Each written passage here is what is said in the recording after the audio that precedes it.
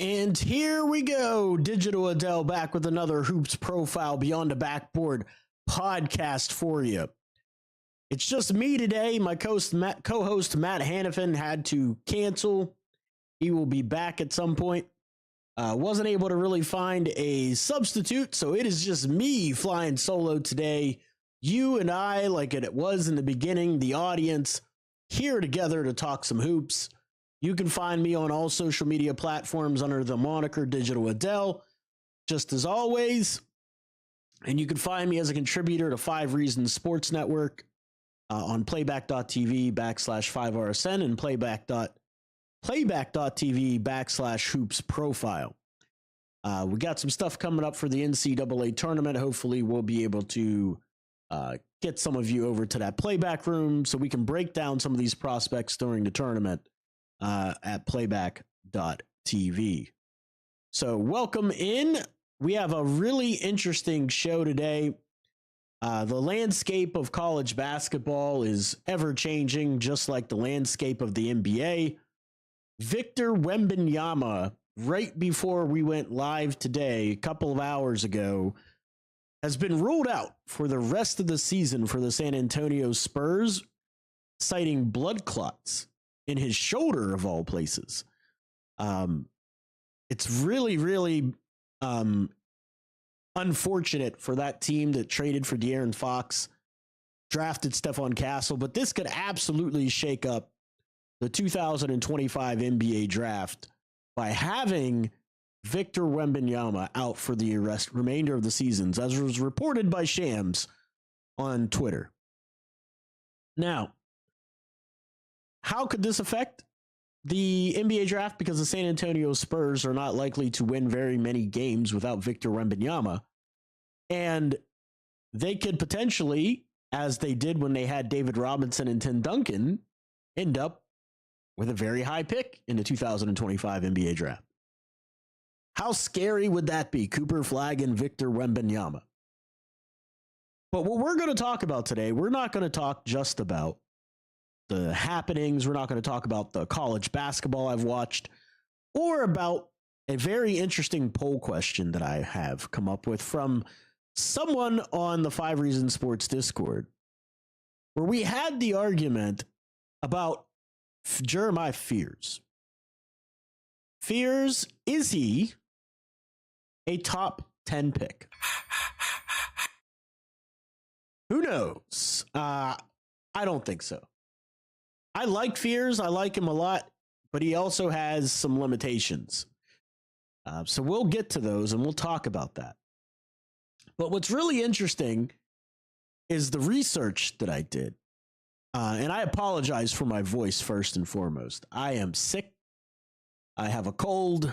I'm under the weather. So my voice, not great. I sound nasally congested because I am.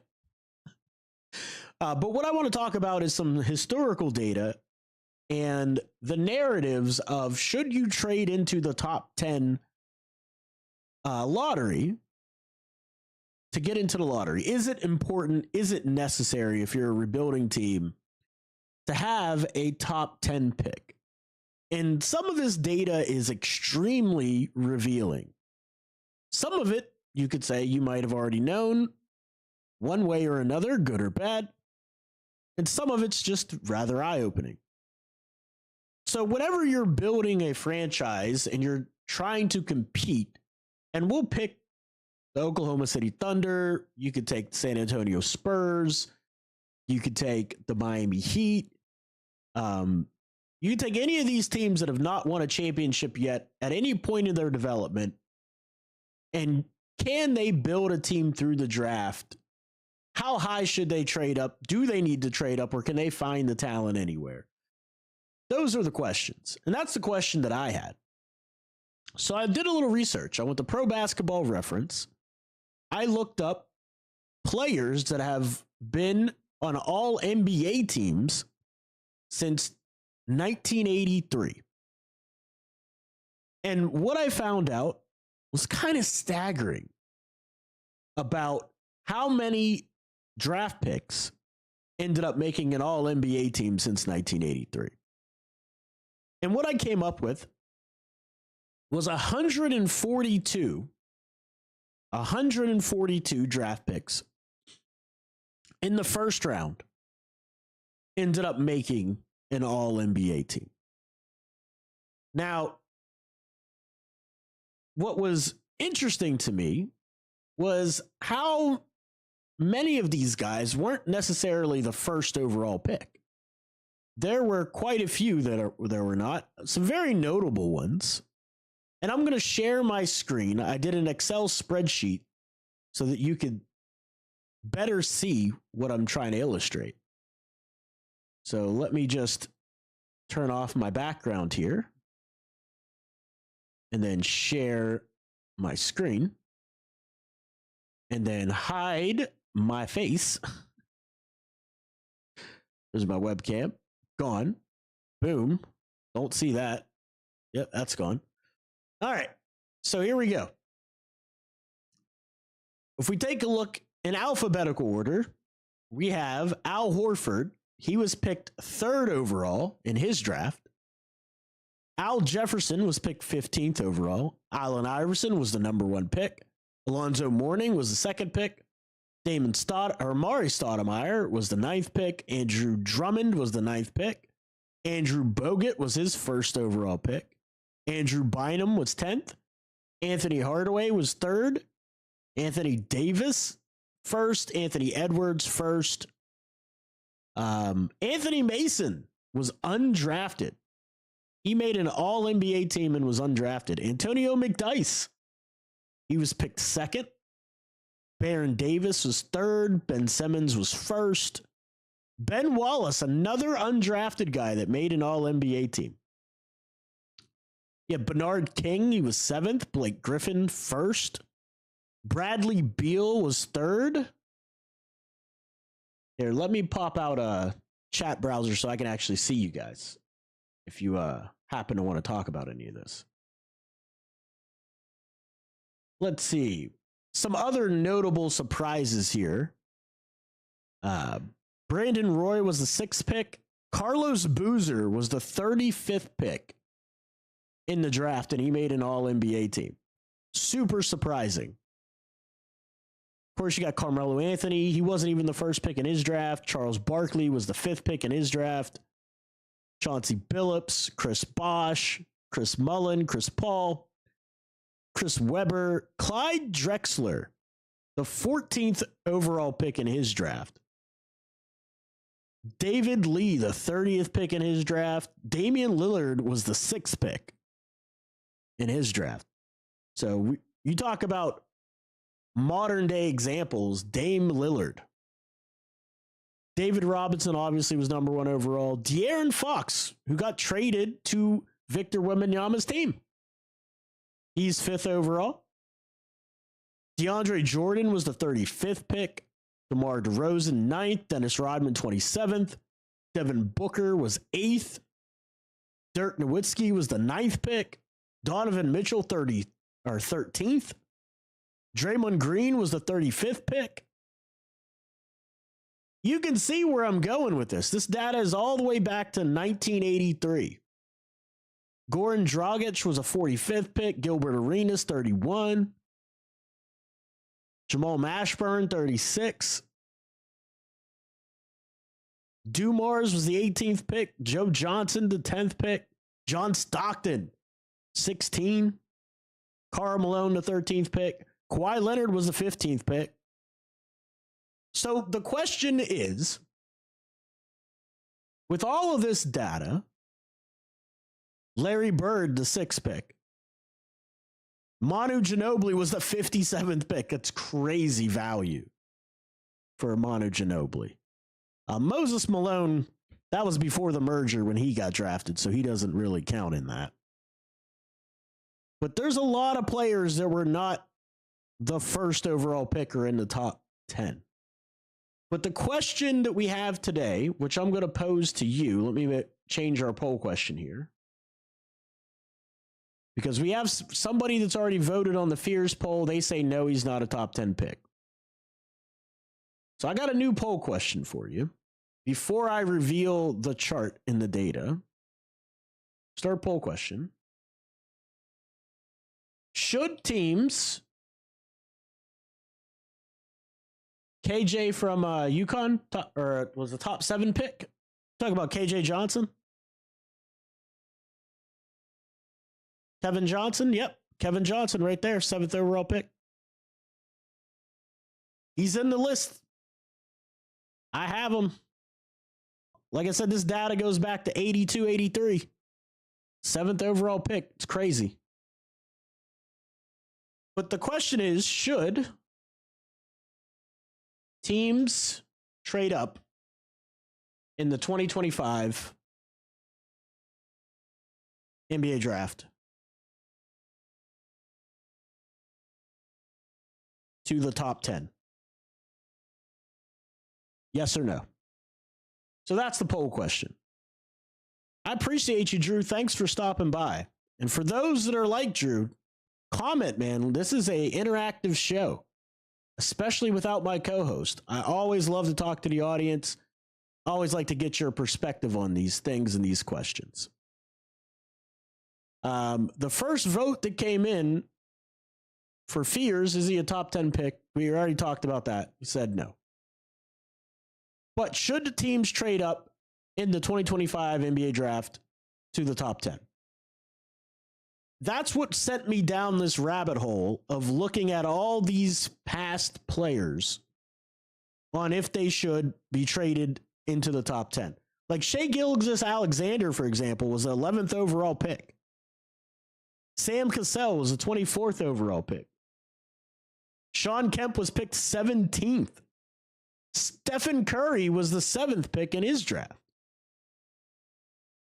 Steve Nash, the 15th overall pick. Tony Parker, 28th. Tim Hardaway, 14th. Just unbelievable amount of value that's outside of the top 10 when you just scroll through this list. But what does the data really tell you? Let me show you. This is the graph of all this data. This is how many players that were picks 1 through 10 that made an all-NBA team. So there's 98 people that were in that draft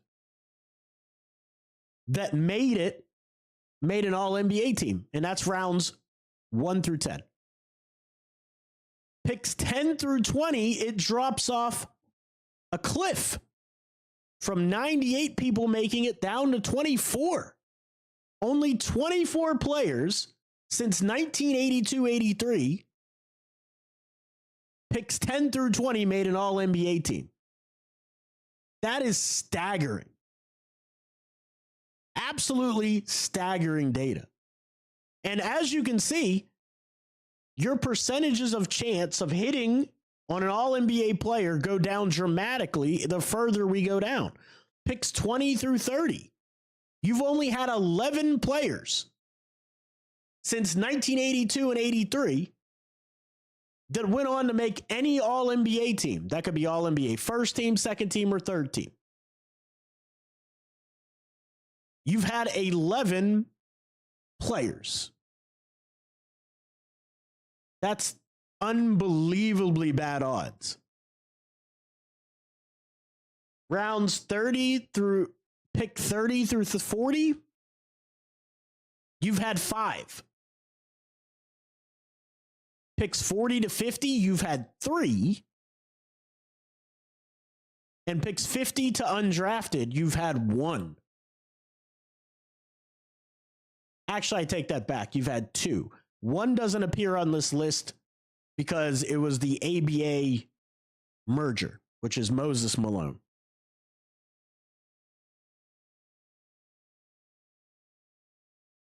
That data should shock you. I mean, you knew first round, the top 10 picks were going to be valuable, but anything outside the top 10 falling off a cliff like this is quite jarring.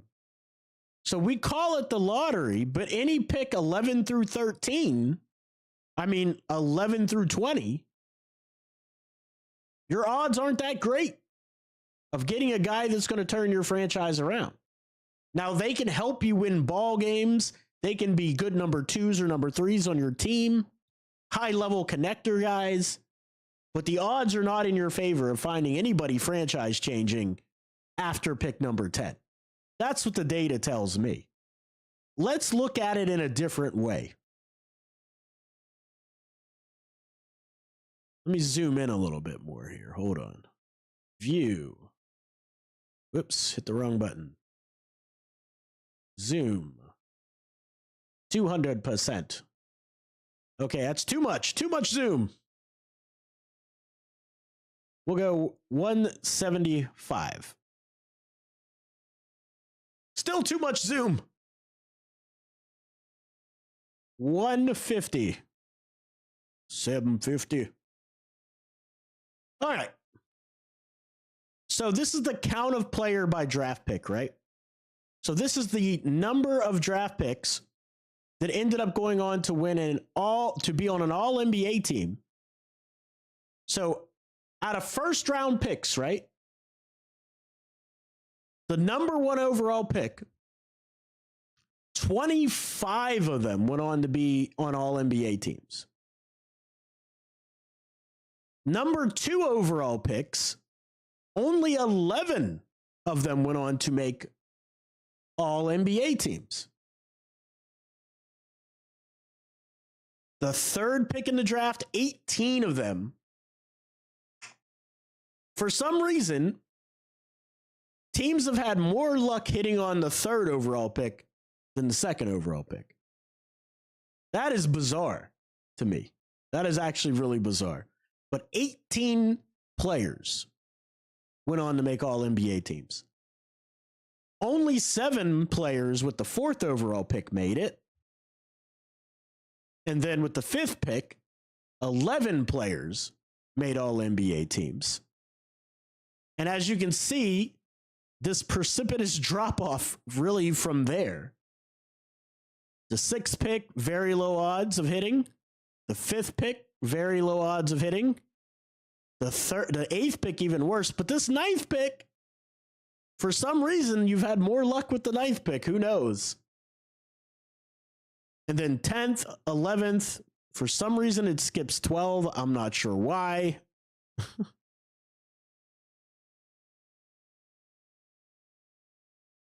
Yeah, the 12th overall pick just does not appear. I don't know why. It's just interesting.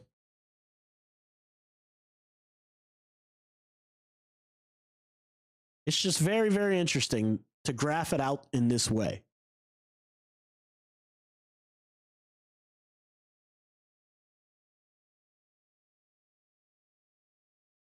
Does any of this surprise you guys? Please comment down below. Or you know what I need to look up? I need to look up, has any number 12 pick ever made an all NBA team? We should do that right now. Turn off my display, turn my background back on, get my camera back on. Where's my camera? There it is. I'm back. Let's take a look at that. I'm very interested to see if a 12th overall pick ever made an all NBA team. Let's see. Let's check it out.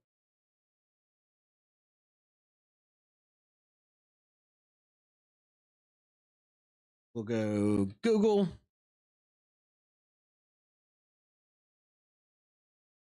Players that made all NBA teams. Halliburton. Let's check. Let me see. Let's see. That's a great one, Ryan. Thank you. Thanks for stopping by, Ryan. Ryan's one of our channel members. He was around for a long time. Really appreciate you. Don't forget to be like Ryan. Like, subscribe, become a channel member. But let me check my list, and then I'll check on the website as well, because I can filter by name. So let's just go up here, filter, Select all. Tyrese Halliburton. Halliburton is not on my list. I want to make sure I didn't miss him.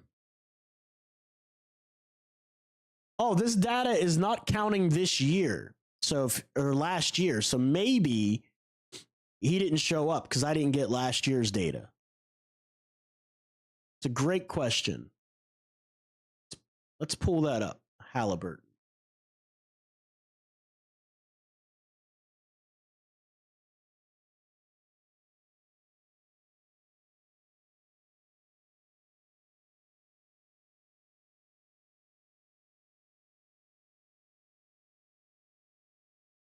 All right, I've typed it in. The search is on. And it did not come up like it did last time. Give me a sec. I got to find it.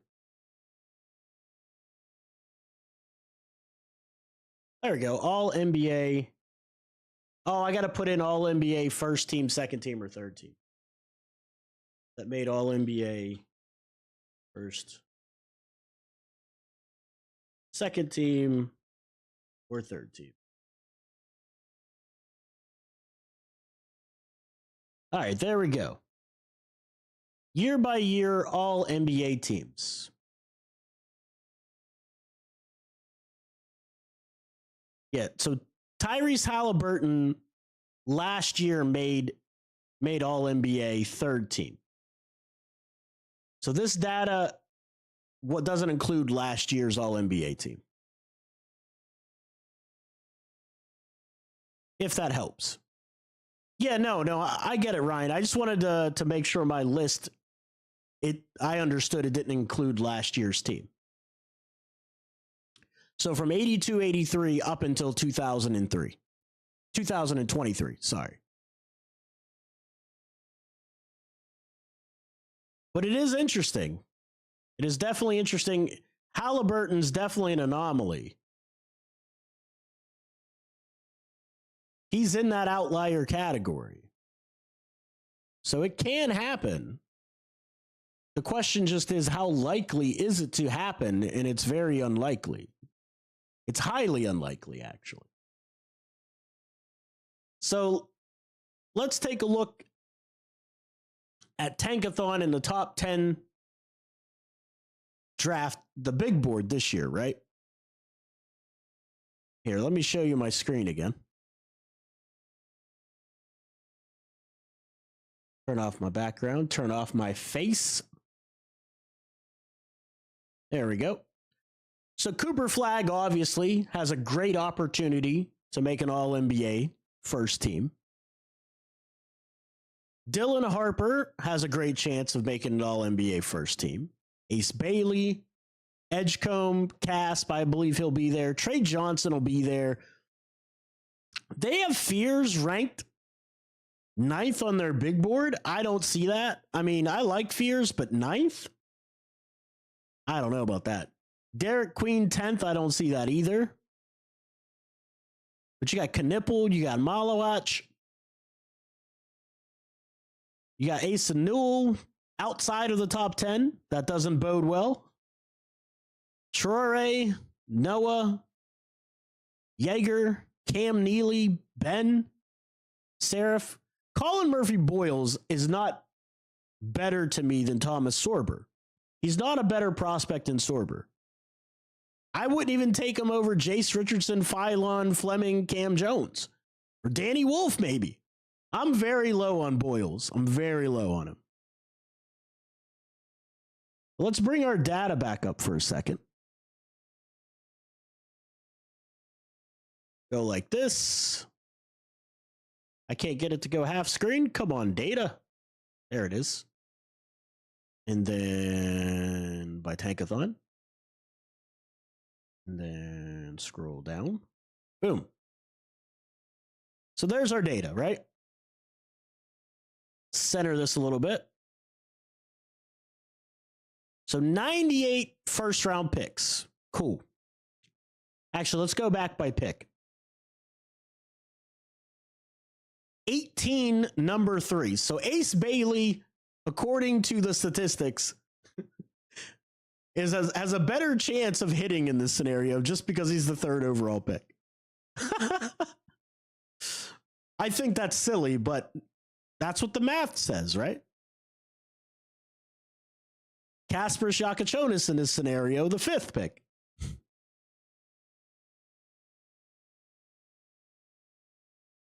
It's just interesting to me. The odds just are not great outside of the top 10, dude. You start getting outside that top 10, it's trouble in terms of finding one of those guys that could turn your franchise around.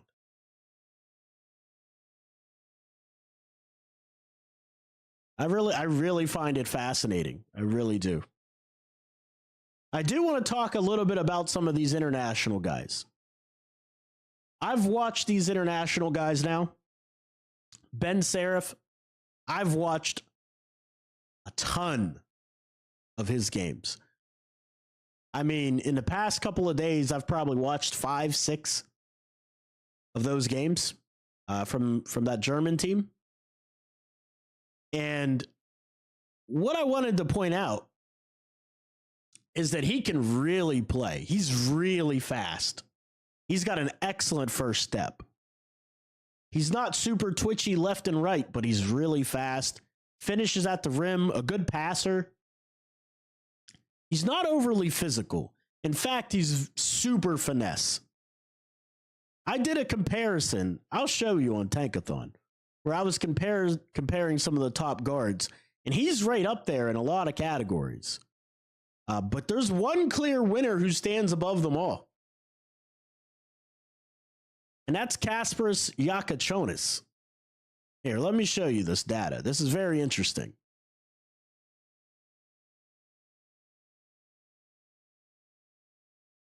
My face is going bye-bye again. All right. So we got Dylan Harper, Kasparas Jakachonis, Jeremiah Fears, Nolan Traore. Let's add Ben Seraph to that. I'm probably mispronouncing his name. If I am, I'm sorry. But anyway, these numbers are all per 36 minutes. If you look at the per 36 minutes, Dylan Harper is the clear number one in terms of points scored per game. Kasparas Jakachonis is the number one in terms of rebounds per game, per 36 minutes, sorry. And then leading in assist is Nolan Traore, and then Ben Seraph.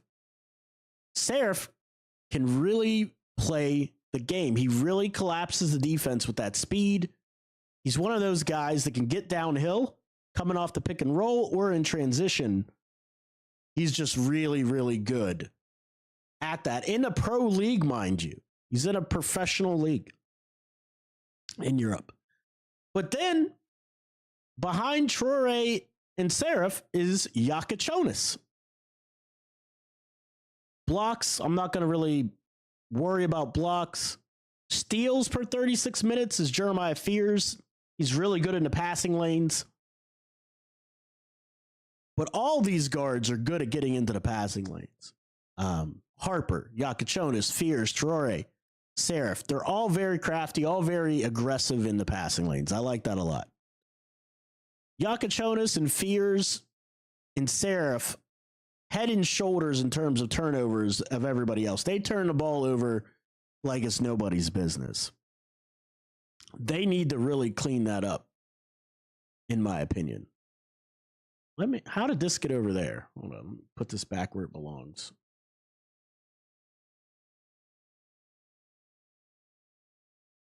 Hey, why did the chat bot delete your messages? What's happening here? Hold on, I need to view these messages.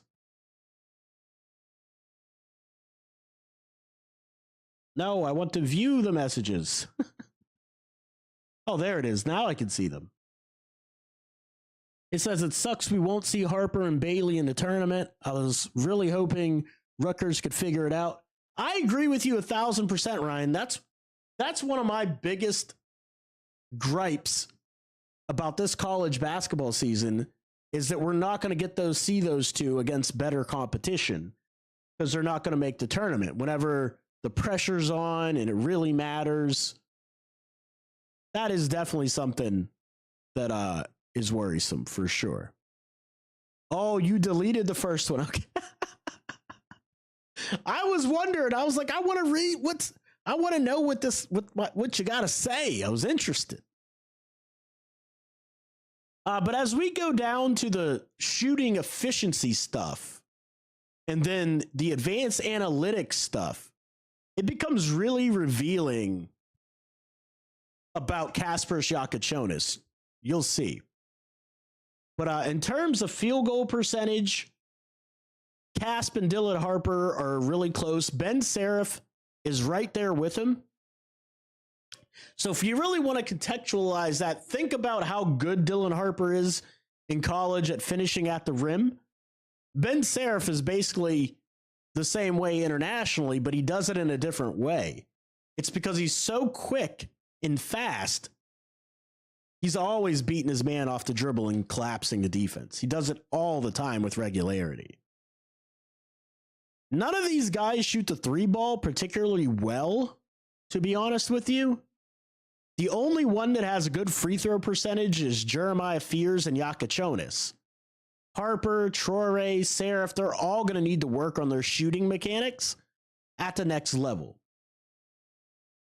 Jakučionis, I love his shooting mechanics, actually. The only reason his percentages to me are so low are the degree of difficulty that he takes and how much responsibility they've put on his shoulders as a freshman at Illinois is unbelievable. Fears, I have some legitimate concerns about with his three-point percentage. He had a good game. His free throw percentage is good, but I don't like his form. I think he has some fundamental flaws he's going to need to clean up to get that form to be able to produce at an NBA level. He's quick as a hiccup, but also, again, he doesn't finish well around the rim because of his lack of physicality. So I have some reservations about Fears. There's no way I'm putting Fears, in my opinion, in my top 10 big board. I don't see it. Now, when we start getting into these true shooting percentages, effective field goal percentage, free throw rate, that's where things start to go downhill a little bit for Seraph and also for Fears compared to Jakučionis. The true shooting percentage for Jakučionis is 61%, which is unbelievable for a lead guard. Usually that territory is reserved for big men. Freaking Jakučionis, real deal, man. He's the real deal. Effective field goal percentage is good on both Harper and Jakučionis. Ben Seraph's is too now. That's the one thing about Seraph, because he's so good at crafty and finishing around the rim. He's close to that 50% mark in effective field goal percentage. But his three-point rate, not great. Seraph does not take very many threes for good reason, because his three-point percentage is terrible. He shoots at like 27%. Not good. Not good, Bob. Getting to the free throw line, Kasparas Jakučionis is the best in this class for lead guards at getting to the free throw line. He's so good around the rim, crafty with his footwork, can finish with either hand, ultra physical and strong. It's unbelievable how he finishes around the rim, especially because he's not an explosive vertical athlete. Just unreal. Kid's ahead of his time for his age. Projected three-point percentage, all pretty decent, but not great.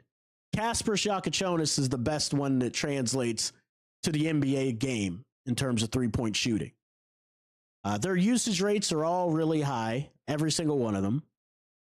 But look again at the advanced metrics, like the offensive win percentage. Dylan Harper excels at that. Jakučionis is really, really good at it. But Fears, not so much. Defensive win shares per 40 for Dylan Harper, not nearly as good as Yakachonis. Win shares per 40. Dylan Harper and Yakachonis are battling it out. Again, Fears is not even close. Offensive rating, head and shoulders, it's Fears, or it's Yakachonis and Harper by far. But look over here to the right. Ben Seraph with a respectable 106.3, a little bit better than Shore and Fears. Defensive rating, 109 for Harper, 100 for Yakachonis. That's outstanding. The best defensive rating out of all of these guys. I found this stuff to be absolutely fascinating when it comes to Yakachonis. I'm really high on him whenever I break down his film. I'm even more impressed when I look at the analytical data on Kasparas Yakachonis.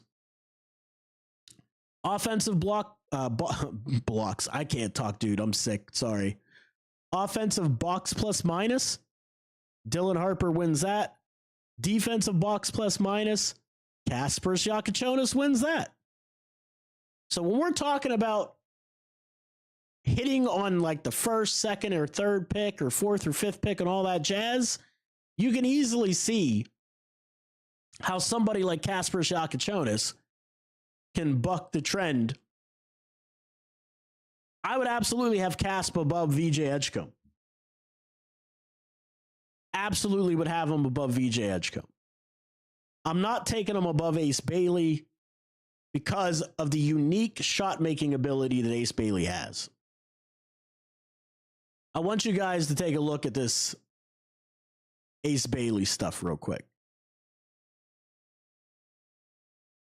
What do they have him at on here? Small forward. Okay, cool. When you look at the unique shot making, we'll put Fleming on here too. Fleming's a good one.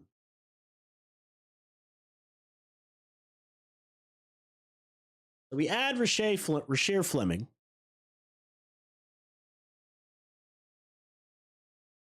We look at Ace Bailey's profile.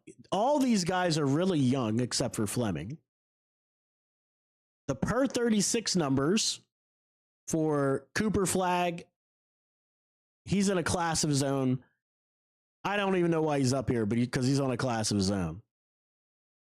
But we start looking at some of these shooting numbers, right? I'm sorry, but let's just bask in the unbelievable analytics of Cooper Flag. PERS, win shares, defensive win shares, offensive rating, defensive rating, box plus, offensive box plus minus, defensive box plus minus. I got to take Cooper Flag off here. He skews the entire set of results. He does not belong on it. We need another small forward. Who's another small forward we could put in this list? Let's put Hugo Gonzalez, because he's terrible. And I want to show not terrible. I don't want to say that. He's a young prospect who's not developed well enough. And he hasn't played very well in any of the games that I've scouted him. How's that? He's not terrible. I take that back. We'll go Hunter Silas. People like Hunter Silas. I'm not a fan of Hunter Silas, but people like him. All right, where are we at? All right, let's see. Shooting percentages, free throw rate. Yeah, this is actually all Rasheer Fleming. Rasheer Fleming's way better than people realize. I've been meaning to talk about that. I should do a video on Rasheer Fleming. He's an older prospect. He's going to be 21 come draft night. His per 36 numbers on rebounds are outstanding, 10.5. His steals are up at 1.7. Turnovers are low. Field goal percentage is good. His three-point shooting is outstanding at 43%. But look at Ace Bailey as a freshman. He's shooting about 36% at the moment, but he's only shooting 68% from the free throw line. Same thing with Fleming. McNeely is a high-level connector to me. If you're going to draft McNeely, I think you got to understand that he's a high-level role player on a winning team. But Fleming's true shooting percentage is outstanding. His effective field goal percentage is outstanding. His three-point rate is unbelievable. His PERs, his win shares, offensive rating, defensive rating, box plus minus, all outstanding for one Rasheer Fleming. Ace Bailey, his advanced analytics aren't nearly as good as I thought they would be. So that's an interesting discovery to have in real time. Hunter Silas, actually better. Defensive rating. That Rutgers team, when we talk about defensive rating and offensive rating and all that, that Rutgers team is so bad that Ace and Harper have to carry them literally to everything. Literally to everything they carry. So it's very difficult for me to really go off of just pure analytics with those guys, because the shot making ability of Ace Bailey is up there with some of the NBA greats, man. It really is. He's an unbelievable shot maker. Bounces right into his shot on balance from any platform. The guy is outstanding. But I am under the weather, so I'm going to cut it short. Just a 40-minute podcast for today. Let me know what you think in the comments down below of the data that we uncovered. Don't forget to like and subscribe. I'll see you next time.